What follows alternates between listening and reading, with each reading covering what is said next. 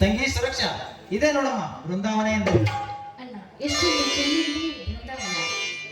ಸುರಕ್ಷಾ, ಇಲ್ಲಿ ವೃದ್ಧ ದಂಪತಿಗಳು ಮಾತ್ರ ಅಷ್ಟೇ ಅಲ್ಲಮ್ಮ, ಯುವ ಪ್ರೇಮಿಗಳು ಬರುತ್ತಾರೆ ತಮ್ಮ ಮನಸ್ಸಿನ ನೋವನ್ನು ಮರೆಯಲು.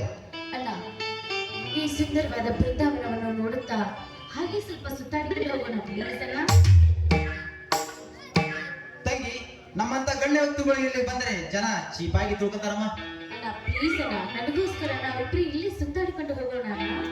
ಇಲ್ಲಮ್ಮ, ಬೇಕಿದ್ರೆ ನೀನ್ ಹೋಗು, ನಾನು ನಂತರ ಬೈರನೊಂದಿಗೆ ಕಾರು ಕಟ್ಕೊಳ್ಸುವೆ, ಆನಂತರ ಬಂದ್ಬಿಡು ಆಯ್ತಾ? ಅಣ್ಣ ಅಂದ್ರೆ ನನ್ನ ಗೊತ್ತು ಅಣ್ಣ ನೀನು. ಸುರಕ್ಷಾ, ಮೀನು ಹಿಡಿಯಬೇಕಾದ್ರೆ ಮಳೆ ಒಳ ಹಾಕಿ ಹಿಡಿಯಬೇಕು, ಹುಲಿ ಹಿಡಿಯಬೇಕಾದ್ರೆ ಮಾಂಸದ ಆಸೆ ಹಚ್ಚಿ ಹಿಡಿಯಬೇಕು. ಹಾಗೆ ನಿನ್ನ ಆಸ್ತಿ ನನ್ನ ಕೈವಶವಾಗಬೇಕಾದರೆ ನಿನ್ನನ್ನು ಸ್ವಚ್ಛಂದಿನಿಂದ ಹಕ್ಕಿಯಂತೆ ಹಾರಲು ಬಿಟ್ಟು ನನ್ನ ಆಸೆ ಪೂರೈಸಿಕೊಳ್ಳಬೇಕು. ಅಣ್ಣ ಯಾಕಣ್ಣ, ಏನು ವಿಚಾರ ಮಾಡ್ತಾ ಇದ್ರ ನೀವು? ಏನಿಲ್ಲಮ್ಮ, ಕಳ್ಳಕದಿಮರ ಕಾಟ ಜಾಸ್ತಿ, ಅದನ್ನೇ ಯೋಚನೆ ಮಾಡ್ತಾ ಇದ್ದೆ. ಅಣ್ಣ, ಹುಲಿಯಂತ ಶೂರ ಧೀರ ವೀರ ಅಂತ ಇರುವಾಗ ನಿಮ್ಗೆ ಏಕೆನ ಭಯ? ನಾನ್ಯಾರು ಗೊತ್ತಾ? ಅಧಿಪತಿಯರ ಏಕೈಕ ತಂಗಿ ನಾನು. ನನ್ನನ್ನು ಮುಟ್ಟುವ ಪರಪುರುಷ ಈ ಭೂಮಿ ಮೇಲೆ ಹುಟ್ಟಿಲ್ಲ, ಹುಟ್ಟೋದು ಇಲ್ಲ. ಶಾಬಾಷ್ ತಂಗಿ ಶಾಬಾಷ್, ಹುಲಿಗೆ ತಕ್ಕ ಹುಲಿ, ಪಟದೊಡ್ಡ ಹೆಣ್ಣು ಹುಲಿ. ನಾನಿನ್ನು ನಿಶ್ಚಿಂತೆಯಿಂದಾಗಿ ಹೋಗಿ ಬರ್ತೇನೆ.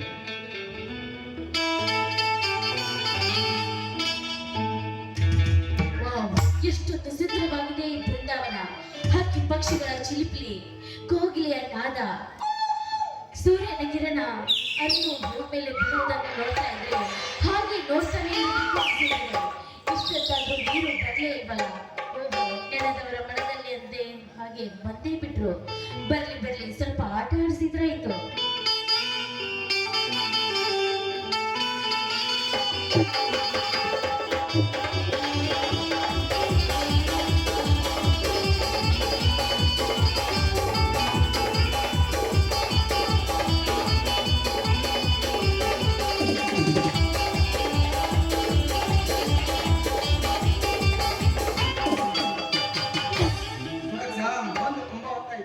ವೀರು, ಇದು ನಿನ್ನ ವೇಷಭೂಷಣ ನನ್ನ ನಿಜವಾದ ವೇಷಭೂಷಣ.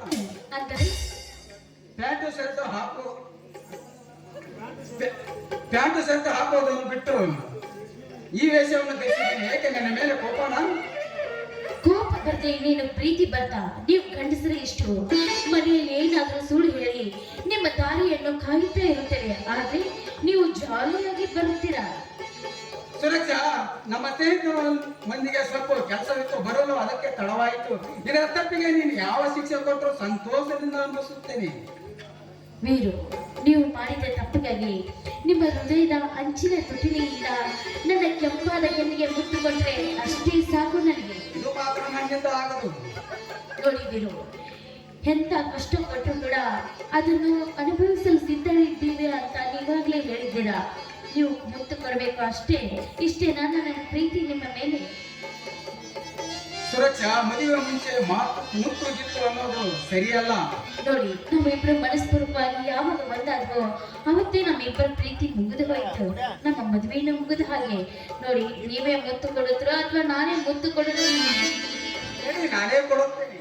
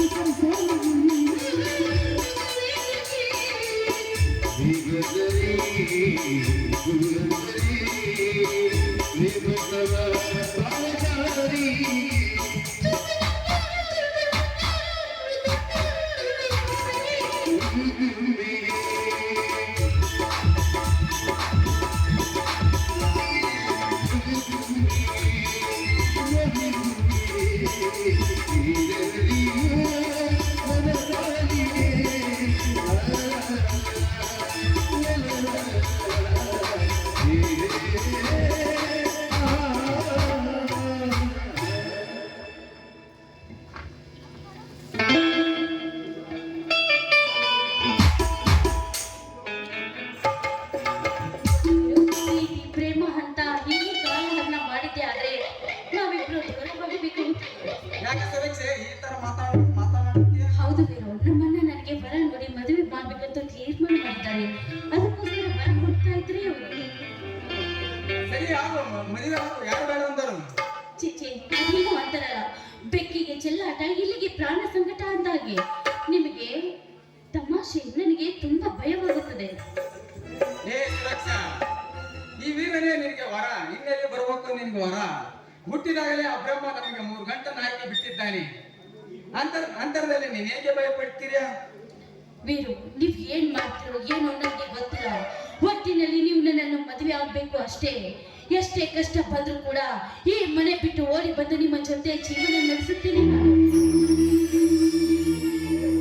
ಏ ಹುಚ್ಚಿ, ಎದುರಿ ಹೊರಟು ಹೋಗಲು ನಾನೇನು ಸೆಂಡನಲ್ಲ, ಪುಂಡರ ಗಂಡ ಪ್ರಚಂಡ.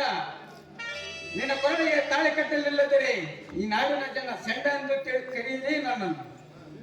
ವೀರು, ನೀವು ನನ್ನನ್ನು ಕೈ ಬಿಡುವುದಿಲ್ಲ ತಾನೆ? ಚಾನ್ಸೇ ಇಲ್ಲ. ಸುರಕ್ಷಾ, ಆದಷ್ಟು ಬೇಗ ನಿಮ್ಮ ಅಣ್ಣನ ಎದುರುಗಡೆ ಹೋಗಿ ಮಾತನಾಡಿಕೊಂಡು ಬರ್ತೇನೆ. ನೀನೇನು ಭಯ ಪಡಿಬೇಡ. ನೋಡಿ, ಆದಷ್ಟು ಬೇಗ ಬನ್ನಿ. ನಾನು ಬಂದು ತುಂಬಾ ಹೊತ್ತಾಯ್ತು. ಮನೆಯಲ್ಲಿ ನನಗೋಸ್ಕರ ದಾರಿ ಕಾಯ್ತಾ ಇರ್ತಾರೆ. ನಾನು ನಿನ್ನ ಬರ್ತೇನೆ. ಹಾ ಸುರಕ್ಷಾ. ಸರಿ ಸರಿ, ಹಾಗಾದ್ರೆ ಬನ್ನಿ, ನಾವಿಬ್ರು ಕೂಡ ಹೋಗೋಣ. ಸರಿ.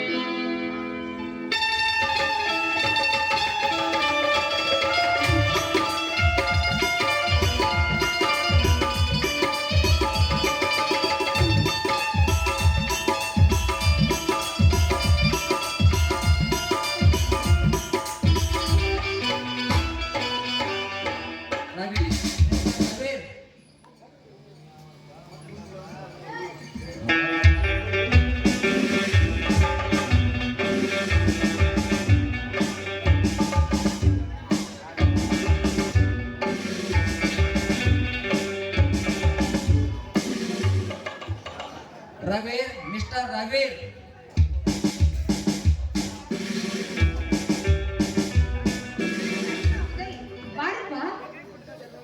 ನಾನು ನಿಮ್ಮ ಮೈದನಾಗಿ ಇಲ್ಲಿ ಬಂದಿಲ್ಲ, ಇನ್ಸ್ಪೆಕ್ಟರ್ ಉದಯನಾಗಿ ಬಂದಿದ್ದೇನೆ. ಹಾಗಾದ್ರೆ ಯಾರು ಹುಡುಕಿಕೊಂಡು ಬಂದಿದ್ದೀರಾ? ರಘುವೀರ್, ನಿಮ್ಮ ಮುದ್ದಿನ ಮೈದನ ರಘುವೀರ್, ಅದು ಸ್ವಲ್ಪ ಬರೋಲ್ಲ ಹೇಳ್ತೀರಾ? ರಘುವೀರ್ ಎನ್ನುವರು ಇಲ್ಲಿ ಯಾರು ಇಲ್ವಲ್ಲಪ್ಪ? The most wanted underworld don alias Veera. ಹೌದಾ ಸಾಹೇಬ್ರೆ? ಹಾಗಾದ್ರೆ ಇಲ್ಲಿ ಹೌದು, ಅದೇ ನಿಮ್ಮ ಮೈದನ, ಸ್ವಲ್ಪ ಬರೋಲ್ಲ ಹೇಳ್ತೀರಾ? ಸರಿ, ಹಾಗಾದ್ರೆ ಅವರನ್ನು ಕರೆದಿದ್ದೀನಿ.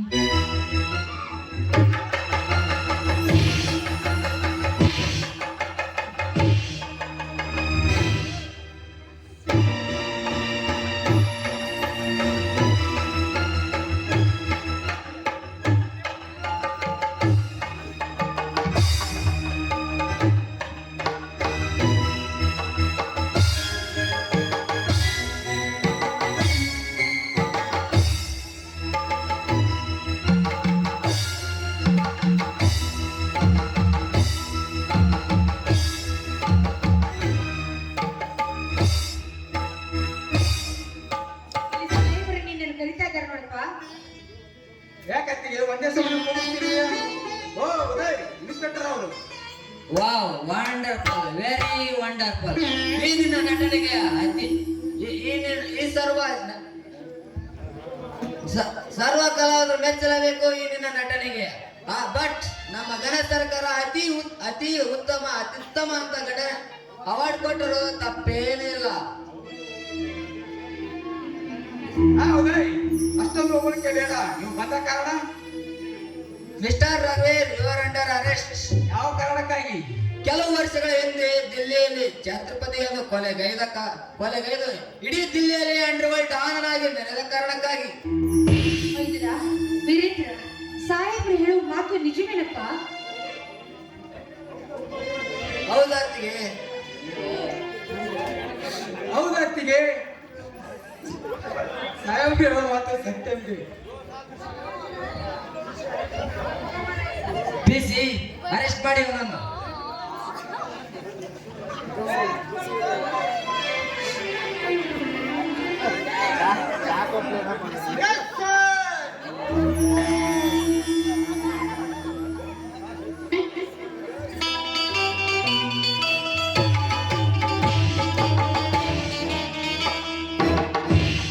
ವೀರೇಂದ್ರ, ಏನಪ್ಪ ಇದೆಲ್ಲ?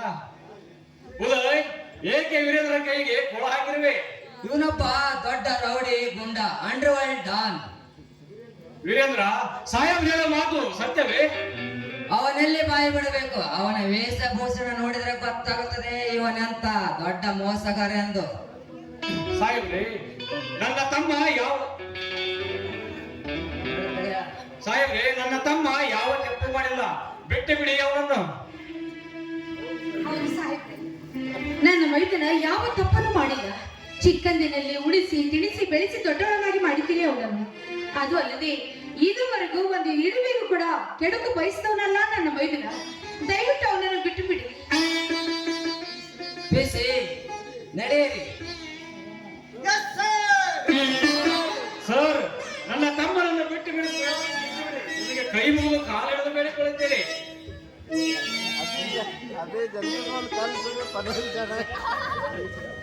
ನೋಡಿ, ಕಾಕಿ ಬಟ್ಟೆ ತೊಟ್ಟ ಮೇಲೆ ಕರುಣೆ ಕನಿಕರ ತೋರಿದರೆ ಕರ್ತವ್ಯಕ್ಕೆ ದ್ರೋಹ ಎಸೆದಂತೆ.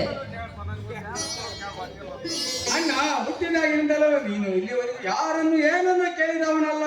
ಇಂದು ನನಗೋಸ್ಕರ ಇವರ ಕಾಲಿಡಿಯ ಪರಿಸ್ಥಿತಿ ಬಂತಲ್ಲ ನಿನಗೆ. ನನ್ನ ಮೇಲೆ ನಿನಗೆ ಎಷ್ಟು ಪ್ರೀತಿ ವಾತ್ಸಲ್ಯ. ನನ್ನಿಂದ ಈ ಸಮಾಜದಲ್ಲಿ ನೀನು ತಲೆ ತಗ್ಗಿಸುವಂತಾಯ್ತಣ್ಣ, ತಲೆ ತಗ್ಗಿಸುವಂತಾಯ್ತು.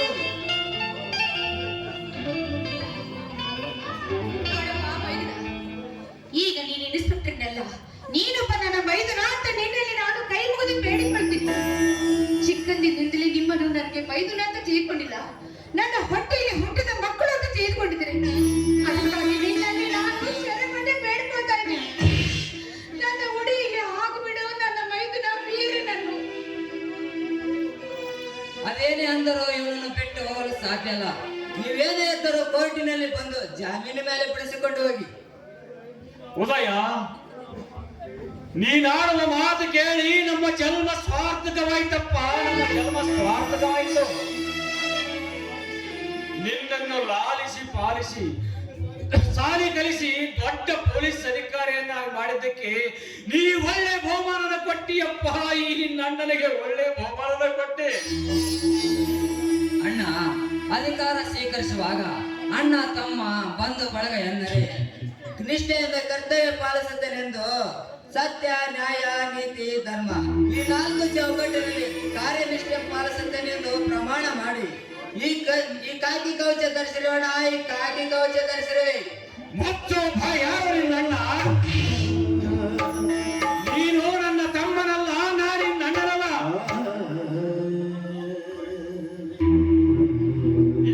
25 ವರ್ಷಗಳ ಹಿಂದೆ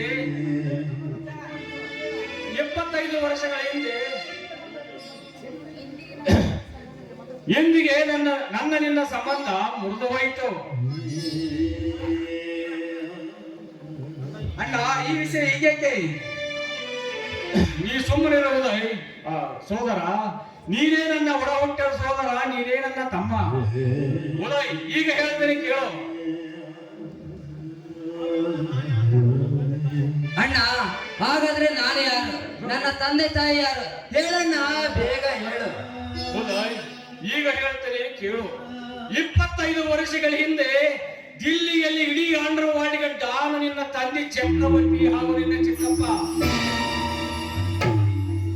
ನಿನ್ನ ತಂದೆಯ ಆಸ್ತಿ ಆಸೆಗಾಗಿ ಒಂದು ದೊಡ್ಡ ಘನಘೋರವಾಗಿ ನಡೆದು ಹೋಯಿತು. ನಿನ್ನ ತಂದೆಯನ್ನು ಆ ಅಧಿಪತಿ ಘನಘೋರವಾಗಿ ಕೊಲೆಗೈದರು. ಆಗ ನೀನು ನಿನ್ನ ತಂದೆಯ ಶವದ ರಕ್ತದಲ್ಲಿ ಬಿದ್ದು ಹೊರಳಾಡುತ್ತಿದ್ದಿ. ಈ ರಘುವೀರನೇ ನಿನ್ನನ್ನು ಎತ್ತಿಕೊಂಡು ಬಂದು ನೀನು ನಿನ್ನ ತಂದೆಯ ತರ ಕೊಲೆಗಾರ ಆಗಬಾರದೆಂದು ನಿನ್ನನ್ನು ಕಷ್ಟಪಟ್ಟು ಓದಿಸಿ ದೊಡ್ಡ ಪೊಲೀಸ್ ಅಧಿಕಾರಿಯನ್ನಾಗಿ ಮಾಡಿದ ಈ ರಘುವೀರ. ಅಣ್ಣ, ನಾನೆಂತ ಪಾಪಿ ಅಣ್ಣ, ನಾನೆಂತ ಪಾಪಿ. ತಂದೆ ಸ್ಥಾನದಲ್ಲಿ ನಿಂತು ನನ್ನ ಓದಿಸಿ ಉನ್ನತ ಅಧಿಕಾರಿಯನ್ನ ಮಾಡಿದ ಕರುಣಾಮಯಿ ಕೈಗೆ ಕೋಳ ಹಾಕಲು ಬಂದ ನಾನೊಬ್ಬ ಕ್ರೂರ ವ್ಯಕ್ತಿ ಅಣ್ಣ, ಕ್ರೂರ ವ್ಯಕ್ತಿ ಅಣ್ಣ. ನನ್ನ ದಯವಿಟ್ಟು ಕ್ಷಮಿಸಿ ಬಿಡಣ್ಣ, ನೀನೇ ನನ್ನ ಪಾಲಿನ ದೇವರು. ನೀನೊಬ್ಬ ದಕ್ಷ ಪೊಲೀಸ್ ಅಧಿಕಾರಿ.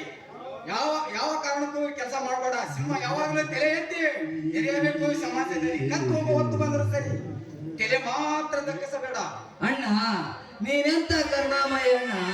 ಸರಿ ಅಣ್ಣ, ನೀನ್ ಹಾಕಿದ ಸನ್ಮಾರ್ಗದಲ್ಲೇ ನಡೆಯುತ್ತೇನೆ. ಲೇ ಅಧಿಪತಿ, ಅಹಂಕಾರ ಅಟ್ಟಹಾಸಕ್ಕೆ ಆಕ್ರಮಣ ಮಾಡಿ ನಿನ್ನನ್ನು ಸೆರೆಮನೆಗೆ ನೂಕಿ ನಿನಗೆ ಅಳಿವಿನ ನೀರು ಕುಡಿಸಿದಾಗಲೇ ನನಗೆ ಸಮಾಧಾನ ಆಗುವುದು. ರಘುವೀರ, ನಿನ್ನ ಮನಸ್ಸಿಗೆ ಆಗೋ ಅಗಾಧವಾಗುವ ಒಂದು ವಿಷಯವಿದೆಯಪ್ಪ. ಅದು ಯಾವ್ದಣ್ಣ? ನೋಡು ರಘುವೀರ, ನೀನು ಜೈಲಿಗೆ ಹೋಗುವ ಮುನ್ನ ಒಂದು ನಿನಗೆ ಮನಸ್ಸಿಗೆ ಅಗಾಧವಾದ ಒಂದು ವಿಷಯವಿದೆ. ಅದು ಯಾವ ಅಗಾಧವಾದ ವಿಷಯನ? ಸುಮಾರು 25 ವರ್ಷಗಳ ಹಿಂದೆ ನಾನು ನಿಮ್ಮ ಮನೆಯಲ್ಲಿ ಜೀತದಳಾಗಿ ದುಡಿಯುತ್ತಿದ್ದೆ. ಒಂದು ದಿನ ನಿಮ್ಮ ಮನೆ ದೇವರಾದ ಶ್ರೀ ದುರ್ಗಾ ಮಾತೆಯ ದರ್ಶನಕ್ಕೆಂದು ನಿನ್ನ ತಂದೆ ತಾಯಿ ಹಾಗೂ ನಿನ್ನ ಅಣ್ಣಂದರು ಒಟ್ಟಿಗೆ ಹೋಗುತ್ತಿದ್ವಿ.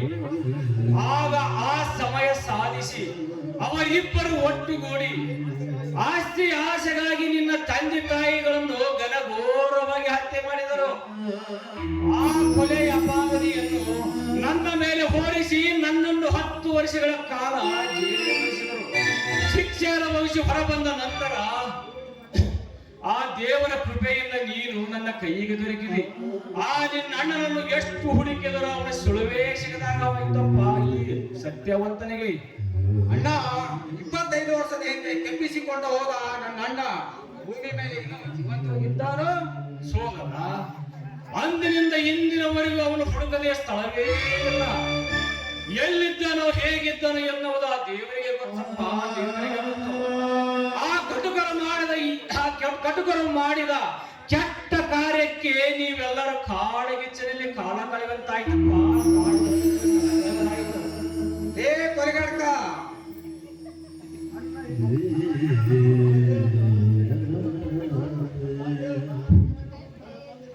ಅಣ್ಣ, ಹೇಳಣ್ಣ, ಬೇಗ ಹೇಳು. ನನ್ನ ತಂದೆ ತಾಯಿ ಕೊಂದ ಕಟಕರ ಯಾರಂದು ಬೇಗ ಹೇಳು.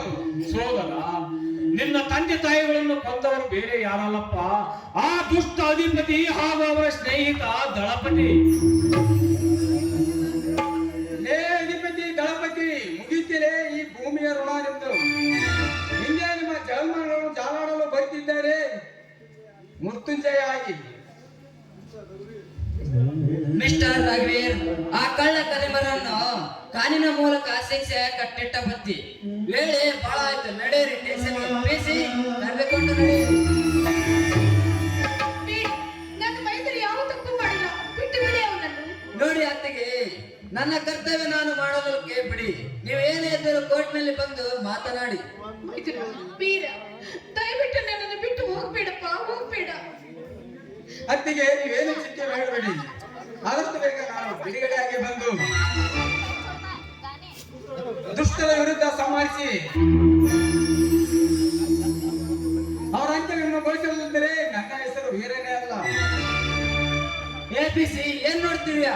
ಎಳೆದುಕೊಂಡು ನಡಿ.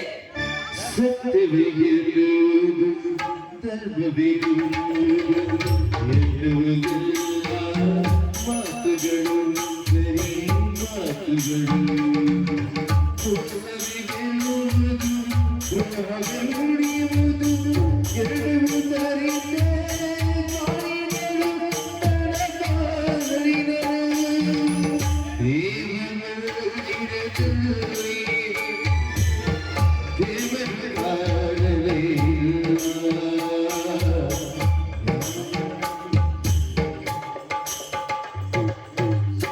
ಸ್ವಾಮಿ, ಯಾವ ಕೆಟ್ಟ ದೃಷ್ಟಿ ನಮ್ಮ ಮನೆತನದ ಮೇಲೆ ಬಿತ್ತು ನಾ ಕಾಣೆ.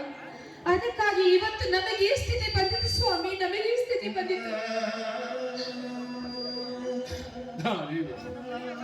ಅಯ್ಯೋ ಅಯ್ಯೋ ರೇವತಿ, ಸುಮ್ಮನೆ ಸಮಯ ವ್ಯರ್ಥ ಮಾಡುವುದಕ್ಕಿಂತ ಒಂದು ಒಳ್ಳೆ ಲಾಯರ್ ಹುಡುಕಿ ವೀರೇಂದ್ರನನ್ನು ಜಾಮೀನಿನ ಮೇಲೆ ಬಿಡಿಸಿಕೊಂಡು ಬರೋಣ. ನಡಿ ಹೋಗೋಣ.